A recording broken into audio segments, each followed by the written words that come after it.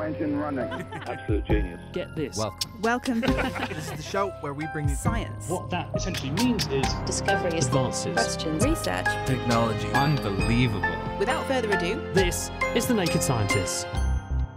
Hello and welcome to The Naked Scientist, the show where we bring you the latest breakthroughs in science, technology and medicine. I'm Will Tingle. And coming up, why, after many years, chickenpox vaccines for children finally look set to become the norm in the UK. Also, will artificial intelligence beat our weather forecasters? And could certain comets seed the biological building blocks of life to planets like Earth? From Cambridge University's Institute of Continuing Education, this is The Naked Scientists.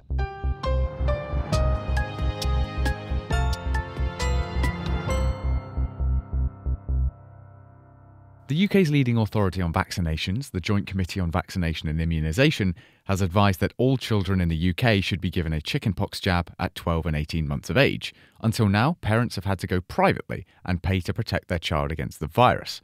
Our regular host, Dr. Chris Smith, is a consultant virologist and has the story.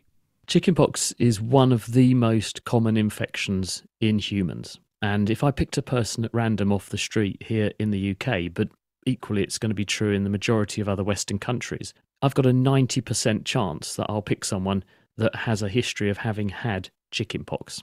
And in fact, if I then investigate, I'll find that in those people, they've still got chickenpox because it's one of the herpes viruses. And those viruses, characteristically, once you've got them, herpes is for life. It lives in certain parts of your body for the rest of your life. And in the case of chickenpox, that means the nervous system. So the chickenpox virus causes an acute disease, which is the spotty, itchy rash that we see characteristically in kids, because by the time they go to school in the UK, about 90% of children have already had it. But because it then survives in your nervous system for the rest of your life, it can periodically come back as a different manifestation, but equally infectious, and that's shingles. And it's painful, it's confined to one part of the body, and you can obviously infect other people from it, so it's still a threat and can be dangerous in certain parts of the body as well. So this is a fairly trivial infection for the vast majority of people, but for some people it can be a threat, particularly the elderly and pregnant women, and also people with poor immune systems. If it's been so well known that it's so widespread and for such a long time, why is this vaccine being more pushed to be free now?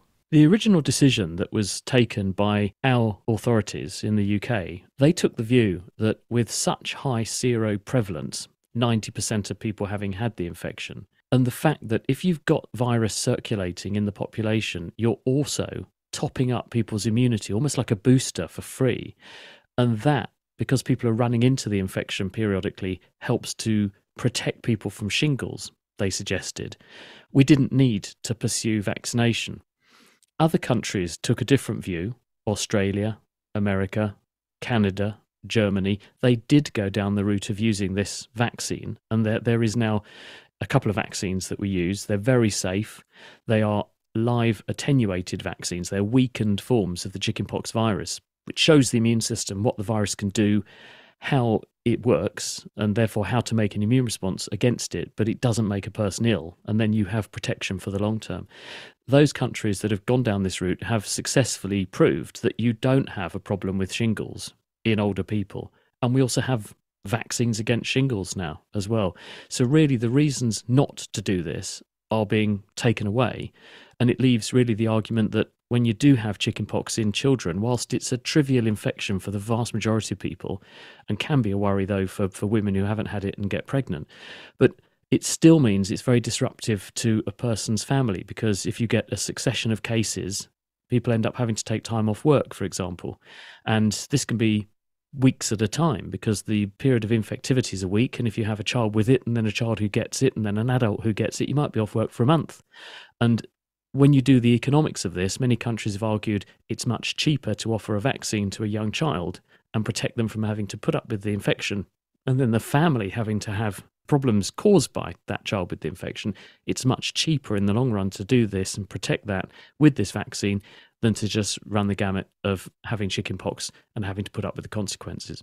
The difference between the current status and the status that they're hoping for is that it's going from a paid vaccination to a free one. Is this free in other countries? Are UK kind of behind the pace, as it were?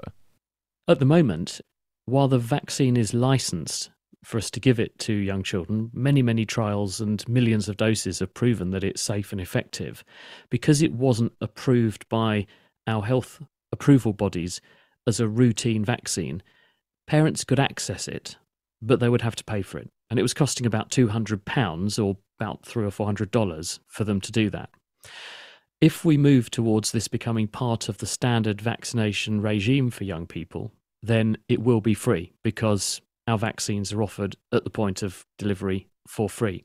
Other countries with other healthcare systems will obviously have a different approach. Different countries with totally different healthcare systems and different funding models will have some elements that are free, some that are subsidised, some that are chargeable. So really it will matter according to where in the different jurisdictions a person is, where they're trying to access the care. But what it means for the UK is if they do put this as part of the routine vaccine programme, it will be free.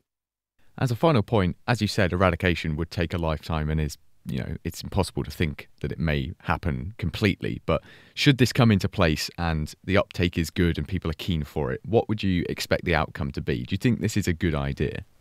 Well, what we've seen in other countries is that, unlike the necessity to have chickenpox parties, which were a thriving, flourishing thing here in the UK over the last 5 decades or so, that sort of thing would disappear. We wouldn't see the burden of lots of cases of chickenpox in young families, with parents then being knocked sideways because they lose lots of time off work and even possibly catch it themselves. And then a problem with women who are pregnant and susceptible to chickenpox becoming nervous that they may have had contact with the infection, because it can have dramatic effects on their health, but it can also affect their developing baby's health. So all of those things would be really negated by this. It's a very good vaccine, it's a very safe vaccine, and so we think this is probably a sensible direction of travel now. Chris Smith, thank you. And the UK's Joint Committee on Vaccination and Immunisation has submitted its recommendations for chickenpox vaccination to the Department of Health and Social Care, which will take a final decision subsequently on whether to implement the move. You could say no rash decisions from them.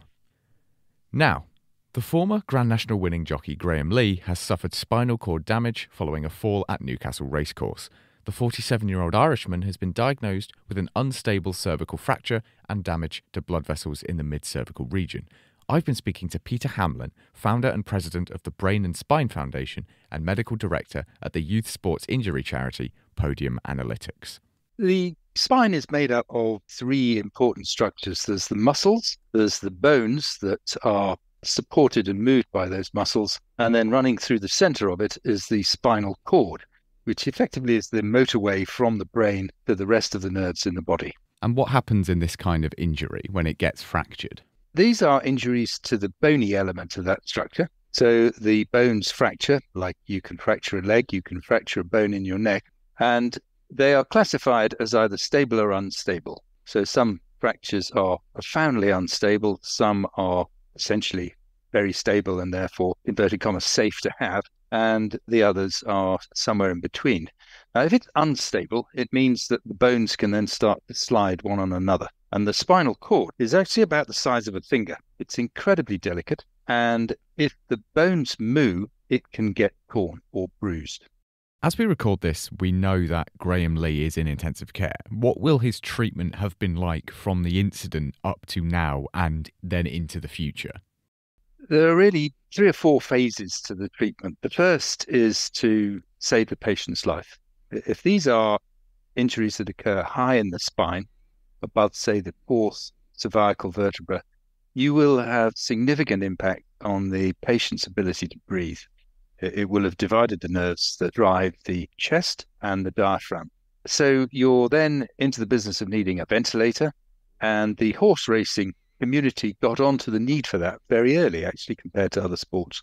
You then evacuate the patient to a hospital. They go into intensive care and are supported to varying degrees with their breathing, depending on how much trouble that mechanism is in. That's your first step, really, the stabilizing and life-saving. The second phase is then about doing what we just talked about. How do you fix the spine in a bony sense? How do you make it strong again and stop further damage? Most often we're using operations to do that. And then the third phase is what one might call the recovery and rehabilitation. As yet, we do not have a method of inducing the central nervous system, the brain and the spinal cord, to repair. And this is the problem that faces patients with all neurological disorders. The neurological disorders kill and they also disable more people than either cancer or heart disease put together. They're incredibly common. There are 11 million victims of neurological disorders. And the one thing they all have in common, be they stroke victims, multiple sclerosis, Parkinson's, spinal cord injury, head injury, is that their nerves are damaged. And what we're looking for is the magic whereby we might be able to bring about a repair. At the moment, it's just letting nature take its course, and they will have a good degree of insight into how he will do going forwards, because the MRI scans these days are able to give you very accurate information as to what the state of the spinal cord will be. So Graham will have had at some point, as soon as he's stable, have an MRI scan to see what the spinal cord is like.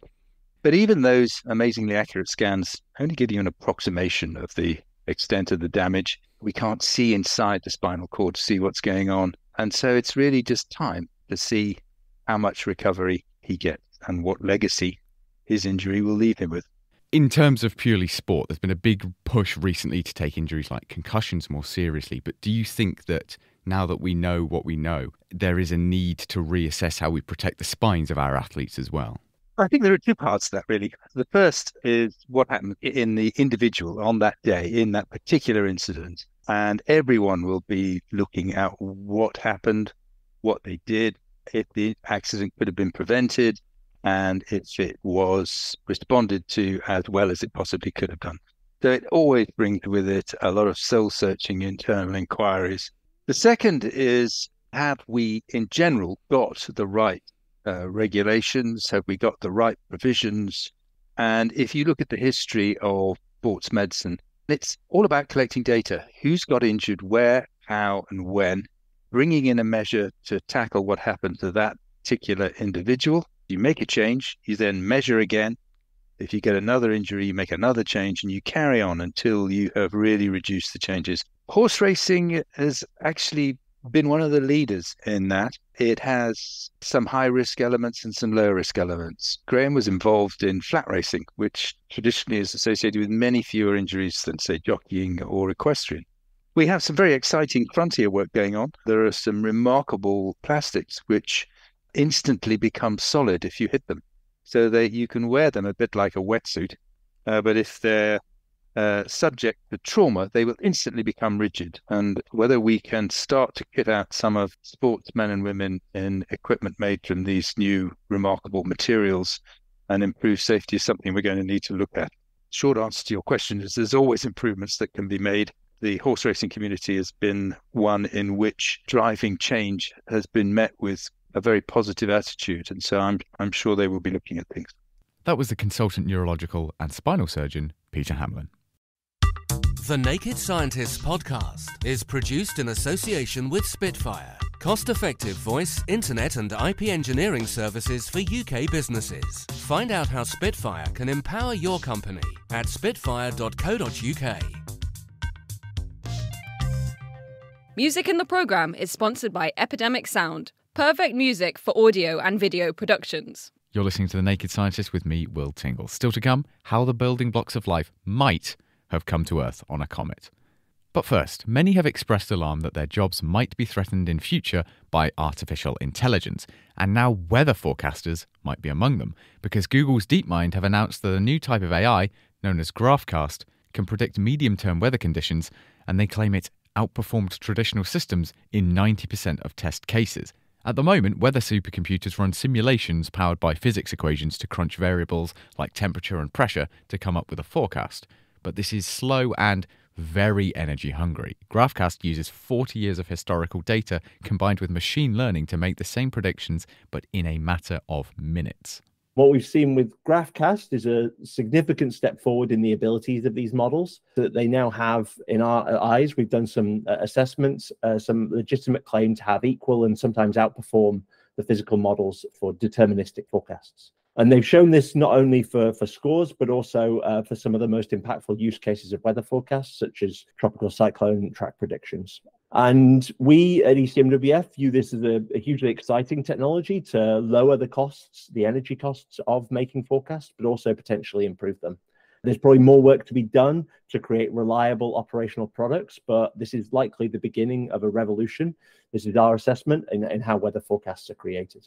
Matthew Chandry from the European Centre for Medium Range Weather Forecasts on the impact of GraphCast. But what does this mean in practice, and how does it affect those that actually use the data to create weather forecasts?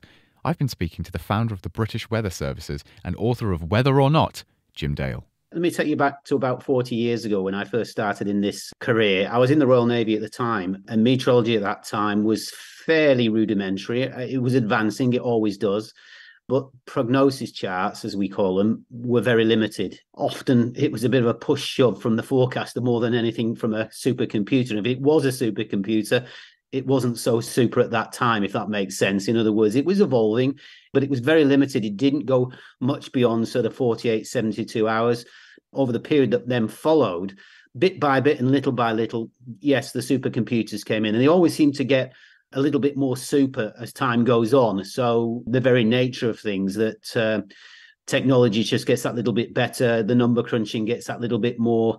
Any advancement on these things is always a welcome one, but the proof is in the pudding, if that makes sense, the tasting of it. So we'll wait and see. With current supercomputers, what information do they provide you to inform your decisions? You can look at any part of the atmosphere going from surface right up to the troposphere, the top lid of the weather, and they will suggest movements in pressure, in air pressure, in temperature profile, in wind and wind speed direction. Some of these computers now do go 2-3 weeks ahead. It sounds a bit silly, and I'll openly say to you, never rely on the third week or even sometimes the second week. You've got to compare and contrast these various computers, and there are various ones coming out of various countries, for example. So, the American model, there'll be the British model, there'll be the French, and then the Japanese and the German. So they don't always sing from the same hymn sheet. And one of the skills of forecasters is to put that all together. So you interpret what you see and you convey that message. But when you convey it, it is in the most simplistic terms of more or less in the English language or in numerals in suggesting how much snow or how much rain. AI is sweeping through the scientific community, and meteorology is no exception. With these new AI that can take so much more data about precipitation and pressure and more accurately calculate future weather, have they changed how this process works? They have, and they will continue to do so. Artificial intelligence is something that will continue to move in step with meteorology and climatology without a question. Nothing's perfect, though. Even super duper computers and the advancement of AI does not necessarily mean that you end up with the right result, with what actually happens. Meteorology and forecasting is not an exact science. It never has been, and probably will never be. Why? Because the atmosphere is extremely chaotic, unpredictable. Certainly when you get global phenomena like El Niños and La Niñas mixing with climate change, mixing with differing seasons. And I mention climate change for a good reason, because that introduces that word chaos to a certain degree. There was a Hurricane Otis, which occurred off Mexico a few weeks ago. And really 24 hours before the advent of the hurricane, it looked fairly innocuous, a tropical storm, yeah, but nothing special. And within 24, 36 hours, it was Hurricane Force 5. So, this unpredictability will stay there, and AI has to get older and help the humans on this side to provide the correct messages and to interpret properly to ensure we get as best possible accuracy. But, and I stress, absolutely, there will always be a human element. There's been much concern in all sort of job sectors and business sectors that AI is going to drive out the role of people. Is there a concern that the role of presenting the weather is being phased out by digital systems? Like in every other walk of life, it's a possibility. It's there. I'm sure it will be utilised online and offline on TV and various other places. So there is some concern, if that's the right word. The weather is one of those components of our lives that is very personal. We like to chat. We like to have anecdotal things that perhaps AI haven't thought about, if that makes sense. In other words, you add things in, little bits and pieces that actually make your life go round on that particular day. The weather affects us in so many different ways. So I don't think AI is going to take that out of it. I think what's going to happen is humans have got to in terms of putting that personal feeling into the weather around us and what that actually means to us. So I think when you transpose forecasts, put them out there and say, this is what's coming, and by the way, this is what it means to you. This is what it means when you get this, or this, and particularly with climate change and some of the extreme events, then I think that's the next step for humans to take, never mind AI. I'm sure AI will catch up, but I think humans have got a lead here, and that personal approach is something that I would advocate for any meteorologist out there. That was the author and weather expert Jim Dale. And if you want to read the paper published by DeepMind on their GraphCast system, it's out now in the journal Science. The question, how did life begin on Earth, is one of the most important ones we as a species are trying to answer. One idea is that the organic molecules that form the building blocks of life were delivered to the early Earth by crashing comets. But comets travel fast, some of them exceeding speeds of 100,000 kilometres an hour, which is nearly 50 kilometres a second. So how could organic molecules on board survive such high-speed impacts? A new study from Cambridge University suggests that some of them might have been slowed down on their inbound journey. I've been speaking to the paper's lead author, Richard Anslow. The upper limit for these molecules to survive will change molecule by molecule. One potentially important molecule we thought about in this work is hydrogen cyanide, because this is a relatively simple molecule and has a strong bond between the carbon and nitrogen atoms. For this molecule, previous work has suggested that impacts below 15 kilometers a second are ideal to have a large amount of hydrogen cyanide surviving the impact. So 15 kilometres a second is, roughly speaking, about 54,000 kilometres an hour. If we've got cometers going about 100,000 kilometres an hour or even more, that seems to be quite a lot of them that are going to burn up their organic compounds on impact. So what kind of mechanisms have you found that might be able to slow these down? One idea we had was that if we have a number of planets in between the distant icy-rich regions of the planetary system where we have lots of comets and the habitable zone where we can have liquid water and maybe support life, each of these planets has a chance to interact with the comet and slow it down. And if we have the comets on similar orbits to the planets, this helps us break this distance and have these lower velocity impacts. So if you'll forgive such a crude metaphor, then the idea might be, if you've seen anyone fire a bullet through a load of watermelons, they go through the first few, but by the time they've gone through 5 or 6, they've slowed down to the point where they bounce off a melon and don't really damage the bullet anymore. Yes, exactly. And the thing we were really trying to do is work out how similar an orbit we can have between the comet and the planet. And so the closer together the planets are, the smaller the kick each planet has to provide to pass this comet along. And this is how we can get some of these low velocity impacts. Does the actual solar system and the star involved affect this as well? Yes, absolutely. So as we were saying before, we need to get the comets from this icy-rich regions in the outer planetary system into the habitable zone. And these two locations are set by the temperature of the star, and that is set by the mass of the star. And so if we change the mass of the star, we change where the planets are and where the comets are, and this changes their typical impact velocities. And so we see that around stars like our Sun and higher mass stars, we can have much lower velocity impacts than around small red dwarf or M dwarf stars, which are found very commonly across the galaxy. What about the actual size of the organic compounds themselves? Are any of them more or less prone to survival? Yes, definitely. So we see on comets and some asteroids some very complicated molecules, like amino acids even. But these are much easier to break down and will therefore break down at much lower temperatures compared to smaller molecules such as hydrogen cyanide, which is another potentially important molecule in the origins of life. You've brought me here, and I have to ask then, how well, if you take all of this into account, the proximity of the planets and the size of the star, how well does Earth fare if you plug the numbers in? Yeah, so the Earth does quite well with our simulations, and we can have a number of these low velocity impacts. A lot of our simulations did work with sort of idealized systems to understand the main trends. So it's difficult to say exactly for any particular system, but it definitely looks like some of these low velocity impacts would have been possible. And so we would have been able to deliver some of these molecules in those types of impacts. So as a final speculation then, if you wanted to stick your neck out, do you think there's anything to the idea that life started from organic compounds delivered by a comet?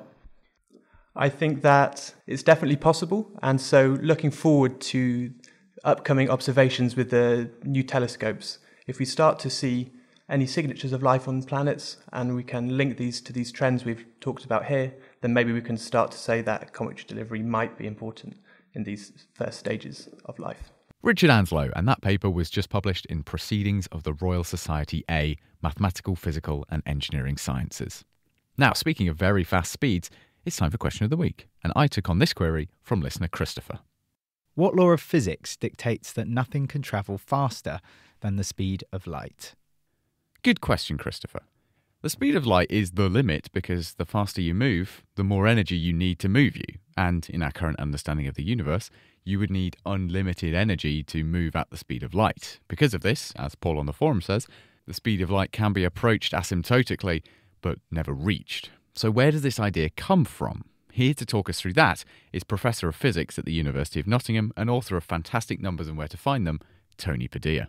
Well, it all follows from the laws of electromagnetism, or more specifically, the idea that you and your mate should agree on those laws, even if one of you is running around at really high speeds. You see, when Maxwell wrote down his equations for electromagnetism, he realized they emitted a really sort of cool solution in the form of a wave, like an electromagnetic wave. And what he noticed was that this wave actually propagated at a speed that was really, really close to the speed of light. So Maxwell made this sort of intellectual leap that maybe light was an electromagnetic wave. And his laws, his equations were mathematically really elegant, absolutely delicious. So fast forward 40 years and Einstein starts thinking about what it would be like to actually sort of run after a wave, one of these electromagnetic waves, what it would be like to actually sort of catch up with light. And he realized that if you could catch up with light, then the laws of electromagnetism would have to look very different. If you could catch up with an electromagnetic wave, then it would be like that wave wasn't moving at all. It wasn't propagating at all. And that's a very different set of electromagnetic laws compared to what Maxwell wrote down. And Einstein didn't like the idea that these laws should be changing at all. They were far too elegant. They were far too beautiful. And so he declared that they shouldn't change. It shouldn't matter how fast you are running. Maxwell's laws should be the same for everybody. It doesn't matter whether you're running towards a ray of light or away from it. You should measure the wave as moving at exactly the same speed. It's always that speed. And that's why we all agree that the speed of light is the speed of light. It's just one speed. It doesn't matter whether you're running towards the light or away from it. You still measure the same speed of roughly 300 million meters per second. So this was a huge intellectual leap, of course, by Einstein, and it had massive implications for what we mean by time. But that's a completely other story. Thank you very much to Christopher for the question and to Tony and Paul for the answer. Next week, we're answering this question sent in from listener Fraser. So we like to think that the seeds we liberally sprinkle on our porridge or on homemade fruit salad, etc., are having a positive impact on our health. But are they? Many seeds seem designed to pass straight through the digestive system of the animal that ate them. We'll get our teeth into that one for you next week, Fraser. In the meantime, if you have a question or an answer of your own, you can send it in as a voice note to chris@thenakedscientist.com or check out our forum at thenakedscientist.com/forum. Now, just before we go, I'd like to say a huge thank you to David, Dwayne, Chad, Carmel, Mark, Steve, Jeff, Susan and Suzanne, Kenneth, Marcus, Andrew and Caroline. Also, Richard in New Zealand says, really enjoy listening to your high quality and informative shows as I walk, run or cycle places. Jeff in Japan says he's not a scientist, but I learn so much each time I download the podcast. Love the variety of topics. And thanks to Urs, who has been with us for many years from Switzerland, where he's a microscopist and self-described science aficionado. Another Jeff, there's a lot of Jeffs, says hi from Wisconsin, while Steve says he's really enjoyed the Titans of Science series we've made. Good news for you, Steve.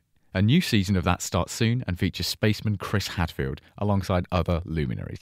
But thanks to all of you who've gamely stepped up this week to support us. You've made a huge difference because we've now leapt forward to over 12% of the way towards our target. And if you do listen to and enjoy this programme and you'd like to help us continue doing what we do, please drop by and show your support. Do also tell us a little bit about yourself. It's lovely to hear who you are and where you are. We've made it really easy and secure. nakedscientist.com/donate. And that's all we have time for. Join us on Tuesday when we'll be taking a closer look at Parkinson's disease. What is it? What is life like with it?